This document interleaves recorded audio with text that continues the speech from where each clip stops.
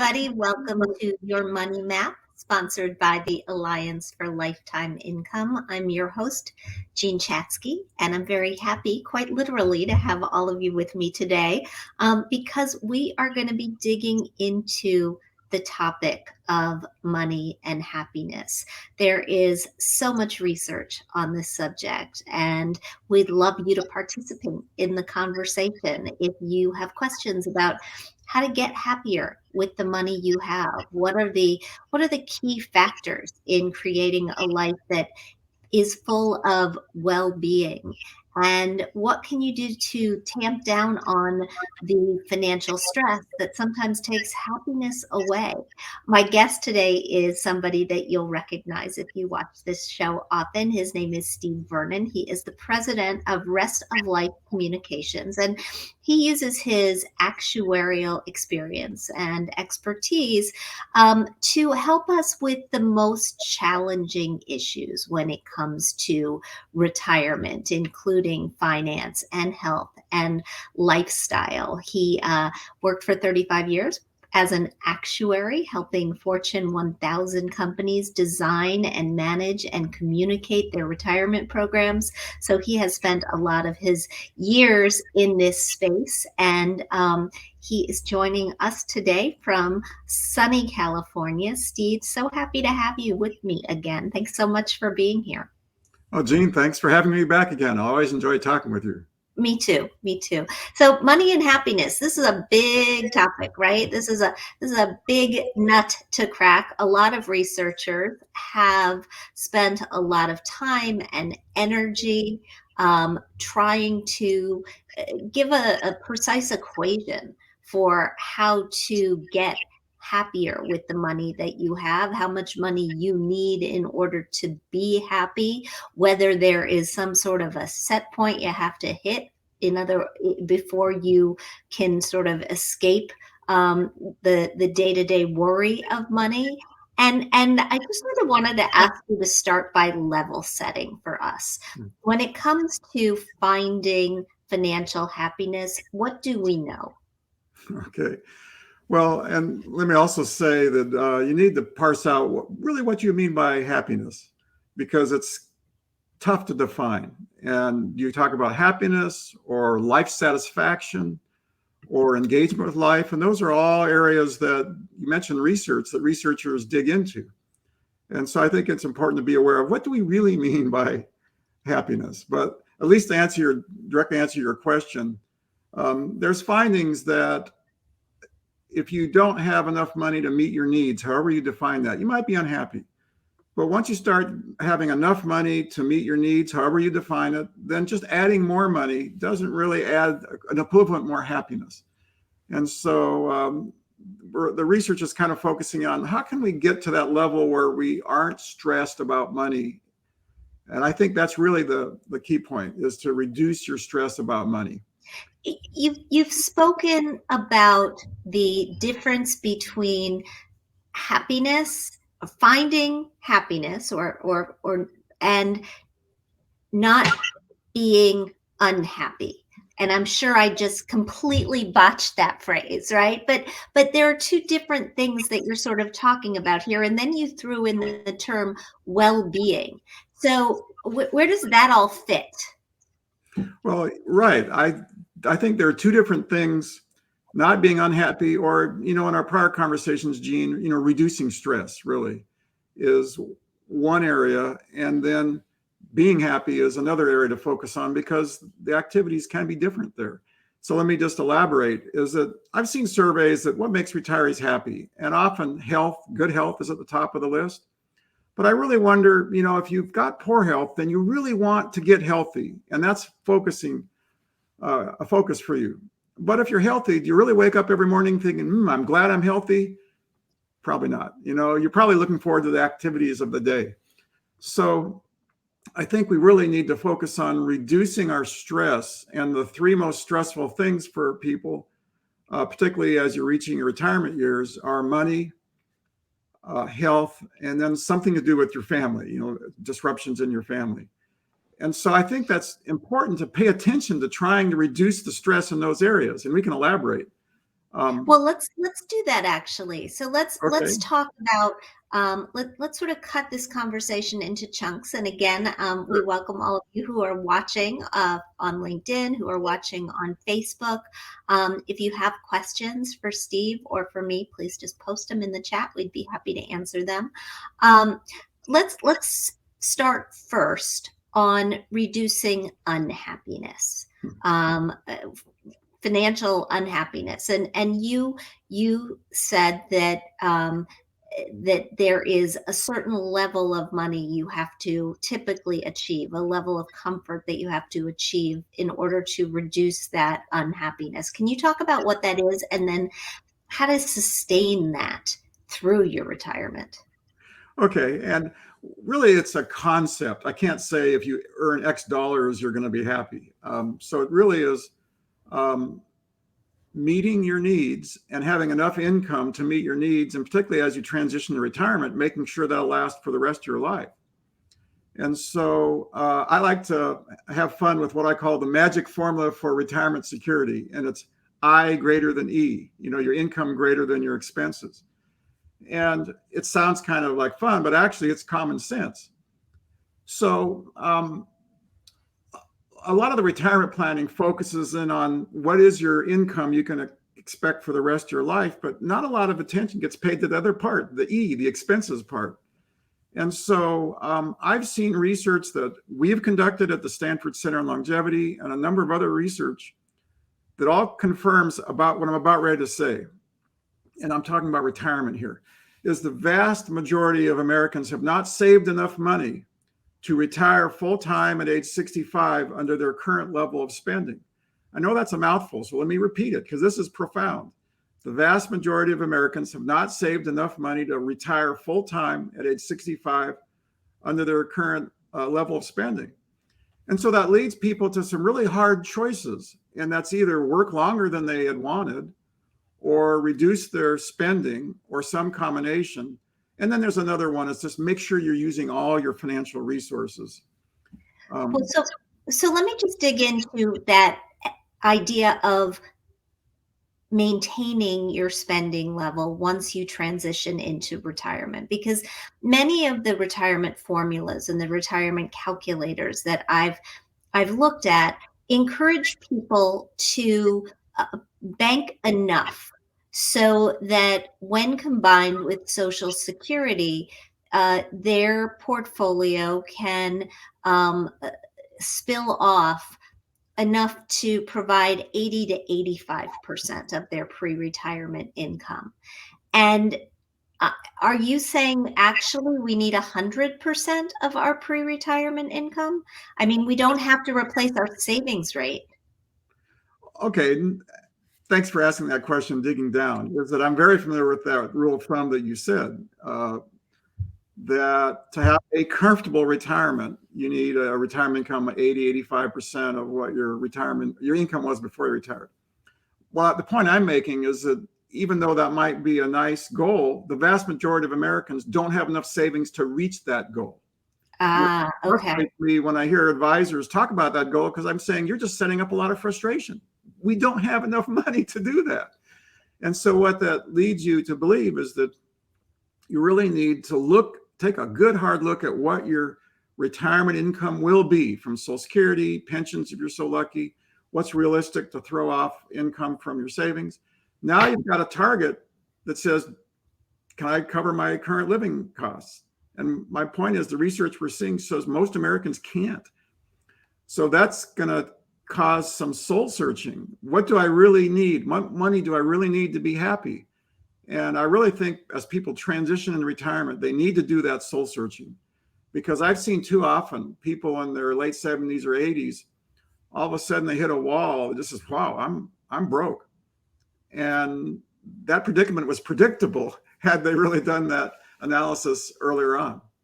So if we are trying to use the money that we have to carve out a life that will make us happy, that will make us content, um, what sort of choices and compromises do you see people making in order to A, make sure that the amount of money that they have goes the distance, and B, set up a lifestyle that is sustainable. And I think they're two halves of the same coin.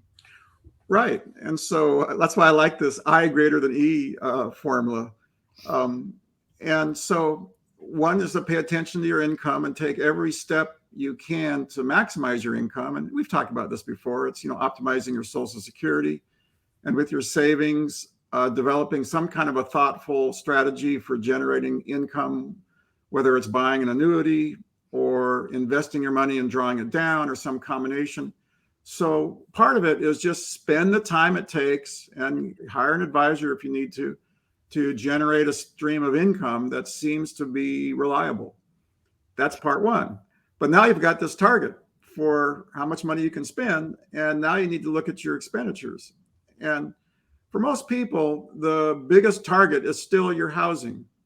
And yes, there are others. And I hear people say, "Oh yeah, I'll stop going to Starbucks and I'm going to get rid of my cable." That might be nice, but if you've got a big gap, you're going to need more. Yeah, cutting out the latte ain't gonna do it. Exactly. Go ahead. I mean, it's good to be frugal if you need to, but you got to do more. So actually, I think that leads to an opportunity for some win-win solutions, because I like to say if you have that home in the suburbs that maybe you raised your family there and you committed to working from there and you drive everywhere and it's got a big lawn and big house, is that really the best place in your retirement? And so I think you actually have an opportunity to not only reduce your living expenses with respect to housing, but also find a house in a neighborhood that actually supports a better life for you. And I think there's some possibilities for some win-win strategies. And, my wife and I have done a version of this. We like to take our own advice. And I can tell you, it's nice to have a home that's better suited for a lifestyle in your 60s and 70s and 80s. Yeah, no, we've done the same. I mean, my husband and I had a little bit of an argument actually as we picked up from our suburban life in New York and moved to Center City, Philadelphia. We went back and forth about a house versus an apartment. And for those people who don't really know the city here, the houses are row houses, as they call them. They are extremely vertical.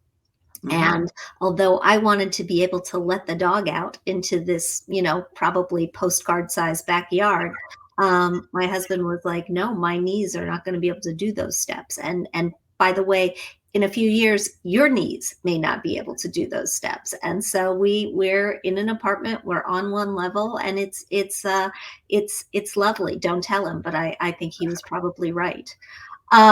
We got a comment from Jennifer, and I want to tell you how she's looking at it. She says, I'm planning my retirement without considering Social Security. If I receive Social Security, it will be a bonus. Also, I base my financial goal on my anticipated expenses. It sounds like, Steve, from what you're saying, that Jennifer is, I don't know about the Social Security component, because I actually believe that it will be there. But in terms of basing her goal around her expenses, that sounds like a smart way to approach it. Yeah, so it sounds like Jennifer is doing the right things. And Gene, I'd agree with you about Social Security. I think it's going to be there.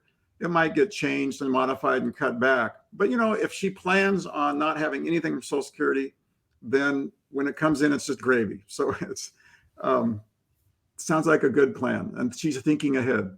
So one of the things I think people have a tough time getting a grip on is how to ballpark what those expenses might be. You wrote a column called The Who, What, Where, When, and Why of Retirement. And I think that really got into those questions that you need to ask in order to figure out what those expenses might be. Can you talk us through those questions?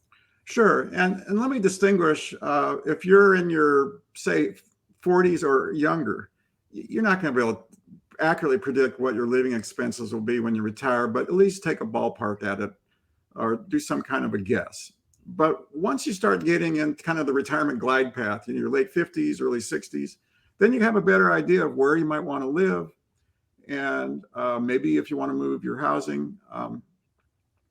Also, for a lot of people, if they've had children, the kids start getting off the payroll, hopefully, when you're in 50s or 60s, and they cost a lot of money.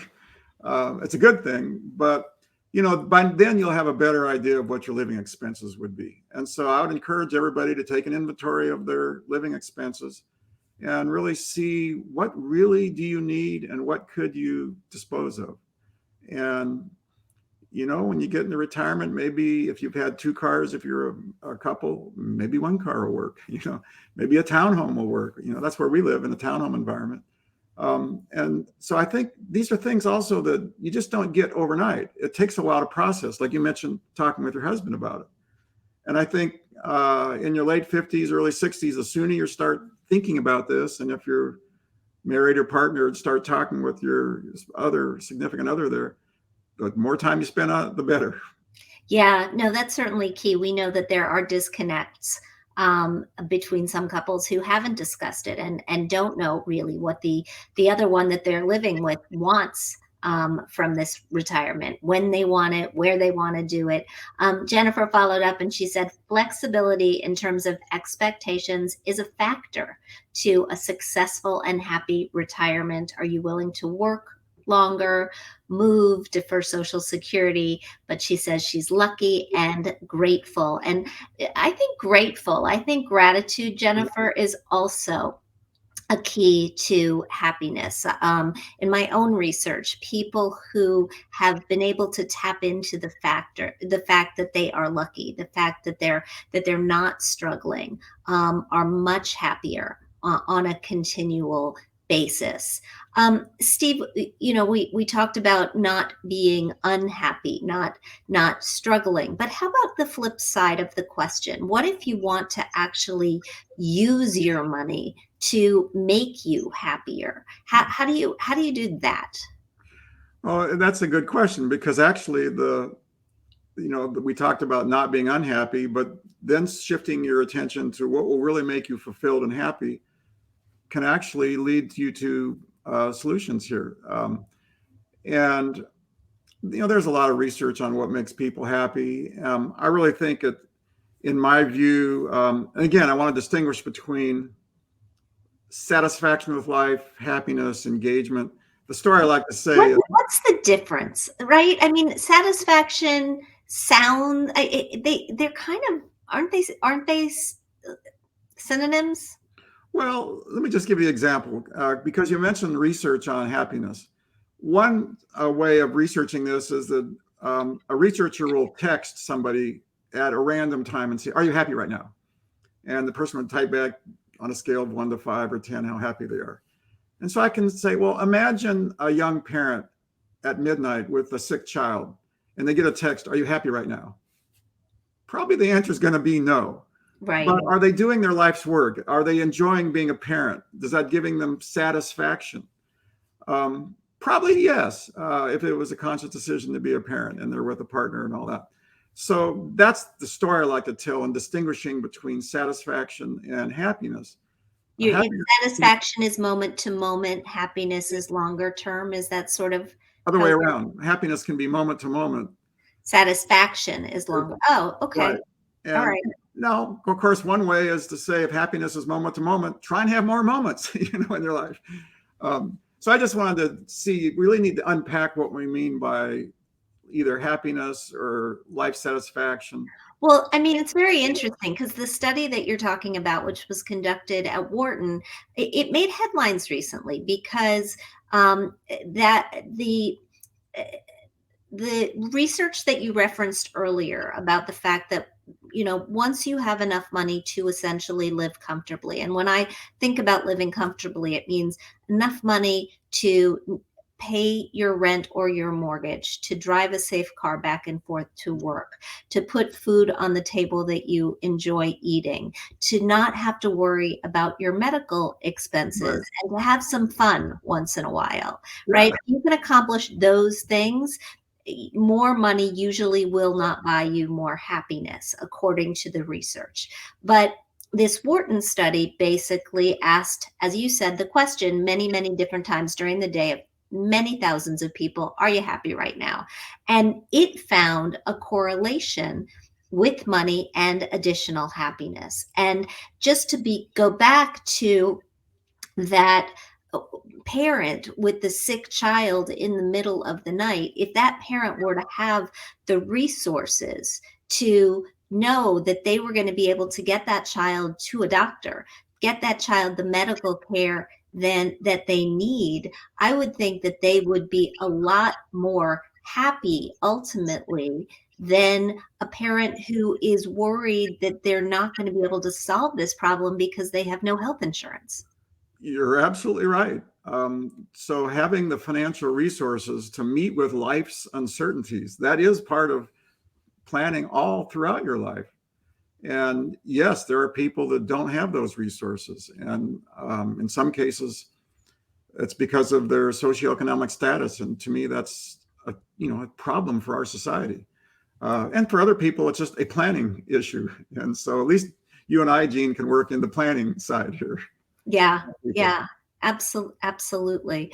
I got you off track here. If you want to use your money to make you more happy, what are the kinds of pursuits that you should engage in? Well, I think and this is my view, and actually I wrote a column once that says the biggest expert or the most important expert on what causes happiness is you. What's your happiness? But I'll just share, for me, it's having rich social connections, using my skills and expertise and experience in a way to help others. For a lot of people who are married or partnered, their partner and their spouse is a source of happiness, and having a good relationship, a fulfilling relationship with them is a source of happiness. And so at least that's what does it for me. And I would encourage everybody to think about really what causes happiness for them, because what makes me happy might be different from what makes you happy. Well, I heard several things there that are sort of several buckets that I think people, if they want to use their money to make them more happy, should consider. I mean, you talked about connection, a spouse, right? We know that people who are married tend to be not just happier, but they tend to be healthier, Mm-hmm. right? So what is it about connection? I think that's very basic. I think humans have a very basic need to connect with others. Now, let me talk a little bit about being married or partnered, because for a lot of people, that's their first level of social connections. And I'm going to talk about men for a moment. Maybe I'm skating on thin ice, but for a lot of men, career people, all their social connections came from work. And all they had to do was show up at work and they plugged into a social network. And they really aren't used to developing one on their own. Then they retire and that network goes away. So I think to me, it's part of your planning. As important as the financial planning is to consciously think, how can I arrange my life so that I meet people, I make more friends, I've got social activities, because you really now have to consciously plan for it in retirement compared to just plugging into work. I think that's as important as all the money strategies. You also talked about pursuits, right? So using your skills and your experiences in a way that sort of lines up with your values, staying busy. I mean, that's the thing about retirement that scares the heck out of me, right? I like what I do during the day. It makes me feel very useful, and I worry if I no longer am working that I won't feel useful, and that would be incredibly depressing. Jean, I have no worries that if you ever retire, you will not be bored. My wife and I talk about that. I'm actually working too, but not at the same pace I did during my career. And we're busier now than we were back then. Really? Yeah. So I'm not worried about you, Jean. Okay. Thank you for that. I'll say, if you like your work, why retire? Now eventually you'll have to for in your 90s, But that's something also I think that we need to challenge, is that there's kind of a common assumption in society that retirement is the right thing to do, and you won't be happy unless you can retire. Work is bad. That's kind of an unspoken assumption. But if you like your work and it's not causing you stress, why? So I have no problems. I think you're going to do fine. Okay, thank you. I'm going to learn pickleball and There you canasta. go. Yeah. There you go. Continuing to learn things, though. I mean, whether it's pickleball or canasta or something else, I think is another thing that can keep you happy. What is it about learning new things that keeps us that makes us feel good? Oh, I think it engages your mind and your brain, and so it's a good thing. And let me share a little retirement planning trick. If you've been working, for many years, have you ever had the time where you think, oh, I would really like to do X, Y, Z. When I have time someday, I'll do that. And so you've got this list of things that you've deferred because you haven't had time while you're working. Think back about that list. That could be the start of what you want to start pursuing in retirement. All the things that you wish you could have done in your 30s and 40s and 50s, but just couldn't because you were too busy at that time. Yeah, That yeah. could, My that could be a husband good has a start. list, and he started keeping it a few years before he retired, and he's gone through some of the different line items. It's been great. The other factor I think that makes people happy that we don't think about all that much is exercise, and the folks at Fidelity Investments actually did a big piece of research where they looked at the number of stressful life events that hit people on an annual basis. And some of these stressful life events were good things. They didn't all have to, I mean, some of them were bad, right? You got fired, you lost a spouse, you had an illness, you lost a job, right? But some of them were happy events. Some you had a baby, you got married. Stressful, stressful, stressful, but also very joyful. And when they dug into what reduced the stress around all of these life events, one of the common factors, the only common factor Mhm. actually across all 40 of these life events, was exercise. Mhm. I couldn't agree more on that one. Not only does exercise give you basic health benefits, like we've talked about, but you go out and exercise and you get endorphins flowing and you feel better. Let me add to another benefit of exercise that we really need to be mindful in our later years is a lot of people are worried about dementia and Alzheimer's. And as you probably know, there's no cure for that. But the one thing that's consistently said this can help is exercise. And so at the Stanford Center on Longevity, I talk to researchers about, what's the best exercise? And the answer is always something you like doing and you do with others. Mm. Because So now it's you get that social connection connection. as well. Yeah, it could be simple as a walking club with your friends or playing tennis or pickleball together. So to me, that is one of the kind of the bag of tricks is to do some exercise that you like doing with others. That'll actually work both sides of, not being unhappy and being happy.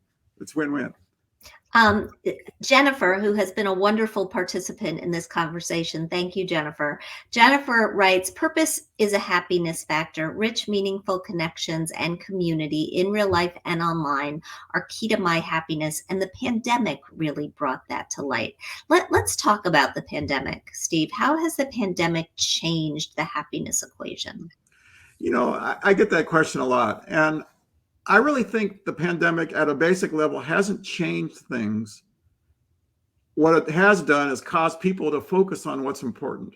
And they might not have been thinking about that before. But now more people are worried, focused on, do I really want to have this job? We've heard about the great resignation. This is people really rethinking their life. Um, Health, am I really taking steps to protect myself? Family and friends, people have started banding together more than they did before. So it's really the basics about what we've been talking about all this show so far. I think what the pandemic did is just it got our attention. We've been hit over the head by a 2x4, and now we're paying attention. Yeah, yeah, we really have. I am a little worried about some of those people from a financial perspective. To go back to your first point, that most people do not have enough money to go the distance at their current level of spending.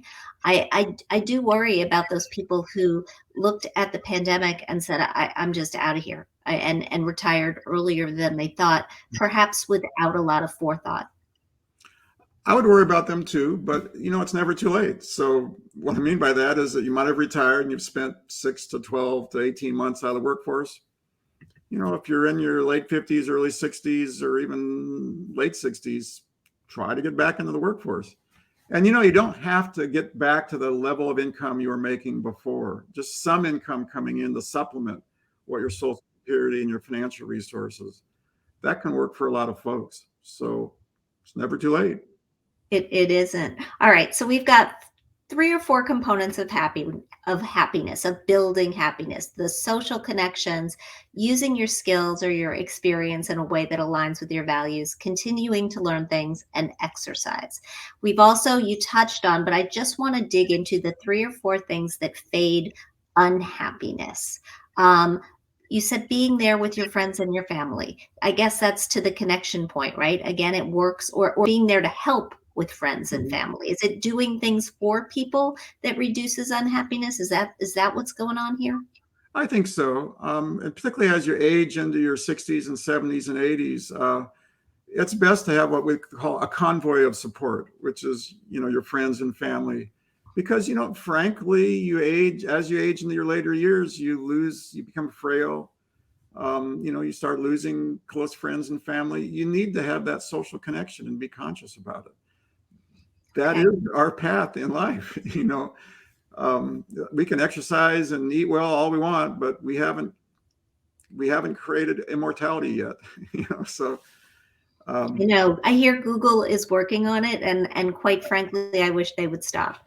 But I get the point. Doing the best that you can to manage your health. And I think, when it comes to happiness and money, health is the factor that's right in there, right? If you've got a health condition that is on your mind every day, of course you're going to be worried about your health and your money. Of course you're going to be stressed out because it's going to inevitably get expensive.